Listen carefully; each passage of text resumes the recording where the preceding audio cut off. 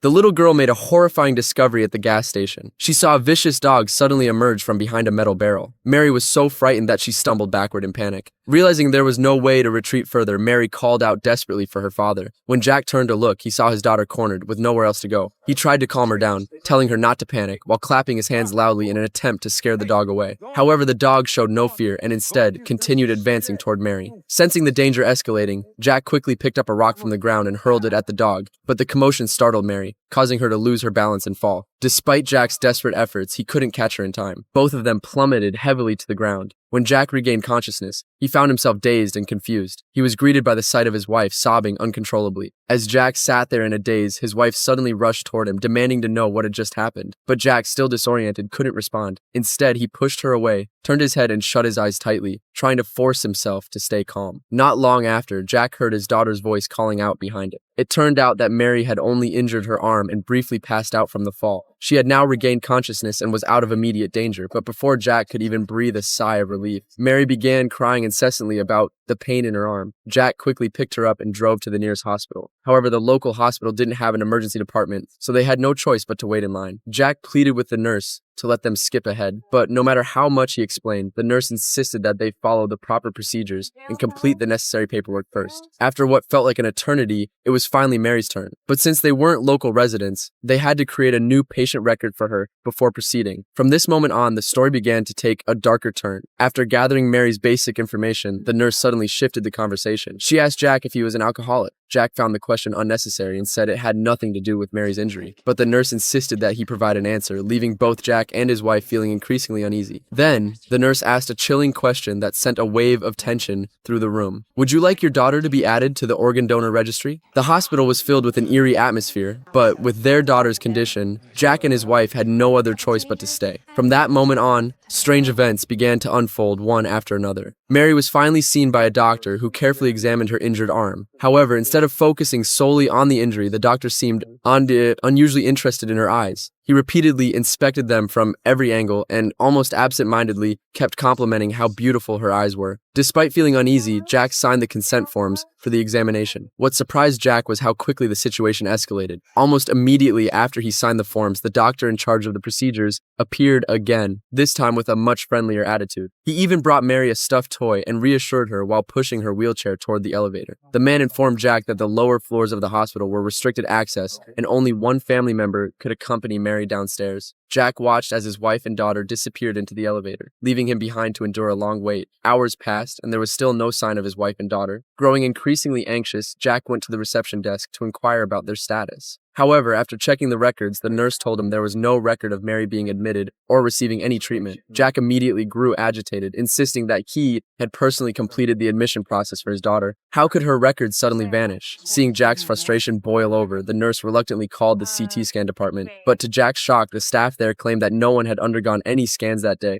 At this point, a wave of dread washed over Jack. Determined to find out what was happening, he decided to sneak into the emergency ward and search every bed for his daughter. However, his actions quickly attracted the attention of hospital security, who stopped him in his tracks. Jack desperately tried to explain that he meant no harm and recounted everything that had happened that day to the attending doctor. But after checking all the hospital records again, the doctor confirmed that there was no patient matching Mary's description. Just then, Jack noticed a nurse's aide in the distance and recognized her as someone who had seen his family earlier. When he approached her, the woman acknowledged that she had seen Jack before. But to his horror, she claimed that he had been brought in alone for treatment after sustaining a head injury, and that she had never seen anyone accompanying him. The situation only grew more bizarre. Where had his wife and daughter gone after entering the hospital? As soon as the girl got into the car, she noticed something strange. The driver had suddenly become bald. Meanwhile, her friend in the back seat didn't seem to notice anything unusual. While Mary was still confused, her companion finally realized that something was off and questioned the driver, asking Jack who he really was. Hearing the girl's suspicions, Jack immediately put on a mask and pulled out a spray can, turning around and spraying both of them aggressively. Strangely, Jack completely ignored Mary, which made her feel even more uneasy. Seizing the opportunity, Mary decided to try and escape quietly, but she quickly realized there was no way out. Not long after, the girls opened their eyes and found themselves locked in a dark, windowless room. The next moment, the door creaked open, and Jack entered, carrying a wooden chair. He calmly placed it in the room and began meticulously wiping it down with a cloth. Only after he finished cleaning did he slowly sit down. Then, Jack suddenly announced that he was going to choose Anna first. He grabbed Anna and began dragging her out of the room. Terrified, Anna screamed and struggled, but Mary quickly shouted at her to say she needed to use the restroom. Anna desperately tried to break free from Jack's grip, but the difference in strength was too great. In the end, Jack forcefully dragged her out. Moments later, the door slammed shut. However, just seconds later, Jack angrily shoved Anna back into the room and stormed off. The girls noticed that Anna's sweatpants were soaked in a large patch, revealing that Mary's idea had worked. Afterward, they huddled together to discuss how to escape. Wendy, one of the girls, claimed that she had trained in martial arts and believed that if Mary and Anna cooperated with her plan, she could take Jack down. But Mary remained calm and warned that acting impulsively could come at a huge cost. As they debated intensely, new sounds came from outside the room. This time, they heard a woman speaking, seemingly having a conversation with Jack. The girls rushed to the door and started yelling for help as loudly as they could. Hearing their cries, the woman began walking toward the room. But when she finally appeared in front of them, the girls were completely stunned. The man suffered from severe schizophrenia, with 23 distinct personalities existing within him. Among all these personalities, there was one dominant personality that held control. Whenever he wanted a specific personality to emerge, it would appear immediately. However, in his daily life, Carl seemed just like any other ordinary person. He was an exceptional fashion designer, and in an effort to cure his schizophrenia, he visited a psychologist every week. His doctor often praised his remarkable talent for design, and even introduced wealthy clients to purchase his creations. Carl was also a gentle and kind-hearted man. When he learned that some of his other personalities were causing trouble and doing harm, he hoped the doctor could cure him as soon as possible. To prevent these other personalities from wreaking havoc, Carl came up with a coping strategy. Whenever he couldn't control them, he would try to send emails to his doctor, asking for help. One night, Mary was sound asleep when she was startled awake by a strange noise at the door. She opened her eyes and saw the man standing in the doorway. This time, he was dressed in a tracksuit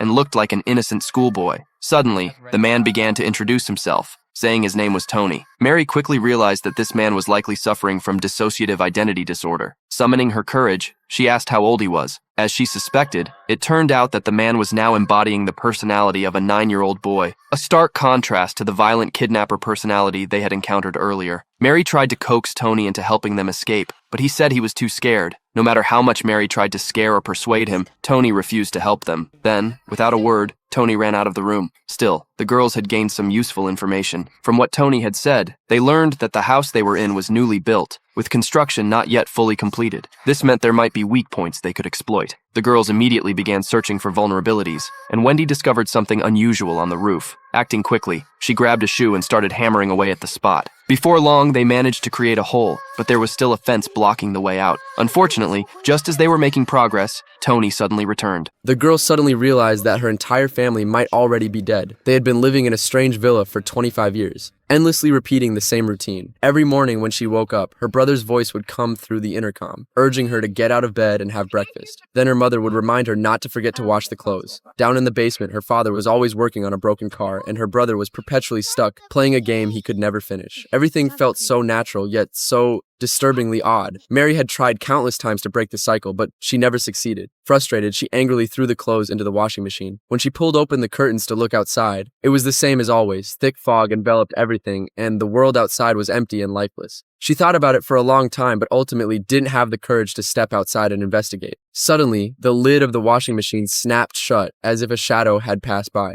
Feeling a chill of fear, Mary quickly left the laundry room. Still shaken, she suddenly heard the phone ringing. For 20 years, the phone had never rung. Could this be the key to breaking the cycle? Mary rushed to answer it, but no one was on the other end. Left with no other choice, she returned to her room to continue practicing her instrument. But shortly after, she heard someone calling her name. The voice seemed to be coming from the air ducts. Mary pressed her ear against the vent to listen closely, but she was startled when her mother suddenly barged into the room. Feeling helpless, Mary knew her parents were about to scold her again about losing the laundry. It always played out this way. Afterward, Mary went back to her room, lay down on her bed, and fell into a deep sleep. She didn't know how much time had passed, but she was startled awake by the sound of a door opening outside her room. Her heart raced. This had never happened before in the 25 years of the cycle. Trembling, Mary curled up tightly under her blanket, listening to the faint sound of someone moving near her bed. Then, a hand reached out and pressed down on her body. In an effort to escape the time loop, the girl went to the laundry room and moved the washing machine. To her surprise, she found a small door hidden in the wall. However, it wouldn't open without a key. Determined to find answers, she climbed up to the attic to search for clues. There, she discovered a DVD. She quickly inserted it into the player and watched as it showed her family moving into the house. for the first time. But something felt off. She noticed a shadowy figure in the window, lurking and watching them. The next day began. Just like all the others, Mary was in the living room, talking with her family when they were interrupted by a knock at the door. This had never happened in the past 20 years. Her mother opened the door to find a repairman standing outside. Mary immediately became suspicious, convinced that this man might be the one responsible for the endless loop. Summoning her courage, she followed him closely and was horrified to see him sitting on her bed. He smiled faintly, removed his sunglasses, and threatened her not to dig into the house's secrets. He warned that something terrible would happen if she did. Then, putting his sunglasses back on, he tilted his head slightly, and Mary caught a glimpse of herself in the reflection. Her face had turned into a skeleton. After the man left, her home reverted to its usual eerie stillness. But Mary couldn't let it go. Determined to uncover the truth, she waited for her father to be distracted and snuck out of the house on her bicycle. Outside, a dense fog covered everything, making it impossible to see. No matter which direction she went, she always ended up back at the same starting point. Frustrated and defeated, she returned to her room, only to be met with a shocking sight. Another girl, about her age, was lying on her bed. Mary reached out to wake the girl, but before she could, the girl startled awake and begged Mary for help.